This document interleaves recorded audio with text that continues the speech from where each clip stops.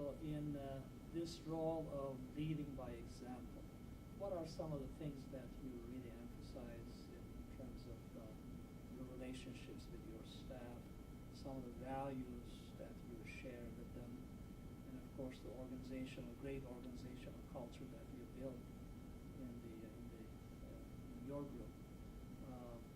What are some of the things that you thought were helpful and productive? Well, I've personally gone through a journey of a lot of soul searching, because that's important to know what I believe to be my strengths, because I try to put my strengths to work and not try to become someone that I'm not. So therefore, I believe everything must start with me. So every year, for example, I sit down and write a personal performance plan.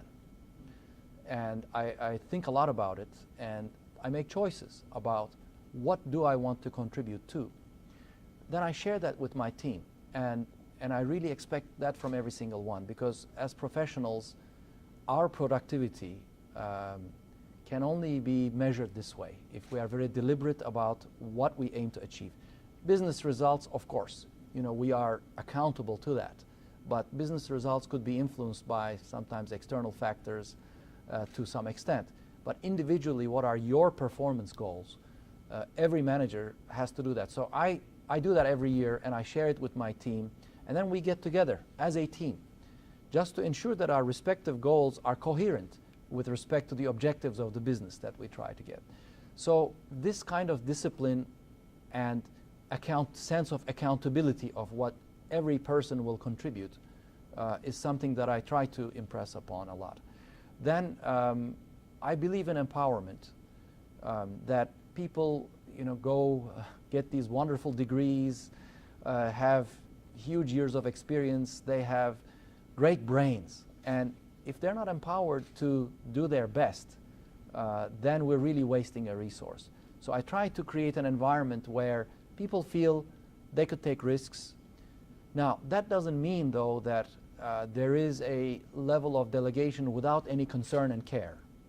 I mean, I try to keep on top of what is important, what's going on, because from time to time, you may have to share a risk, or from time to time you may have to question, challenge, and sometimes I may be knowing things that my team may not, and you could offer that perspective. So you have to stay plugged in, but that shouldn't become micromanaging or putting straitjackets on people. They have to be empowered. Then I try to foster teamwork to the extent possible. So, and that I think happens at two levels for me.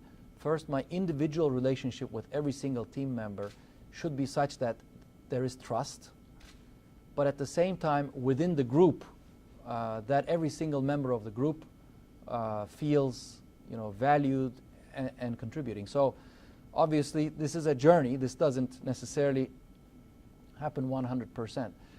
Now, the only other thing I would say is that I try to set the bar as high as possible. So we have to stretch. I learned from one of our ex-CEOs. He was saying, I'd rather have someone who sets a budget of 12 and achieve a 10 than having someone who sets a budget of 6 and achieves an 8. So, budget systems sometimes get in the way. That you want to put forward something that you could achieve.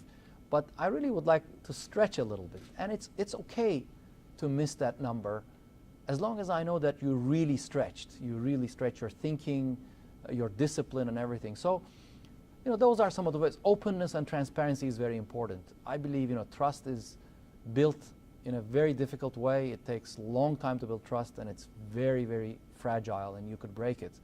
So, and we all make mistakes.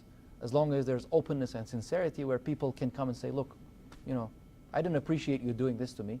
I'd like to listen and learn and engage in that. And having that, I'd like all of my team members to have that self-confidence with their teams to be able to do that. So we try to make these values live to the extent possible, so that people can just do their best every day. This is beautiful. Yeah. I think we're That's good. great. I think That's we're good. wonderful. wore you out. Oh, no. No, you have it. You have it. And so what would you like to sing for your finish? Always Coca-Cola.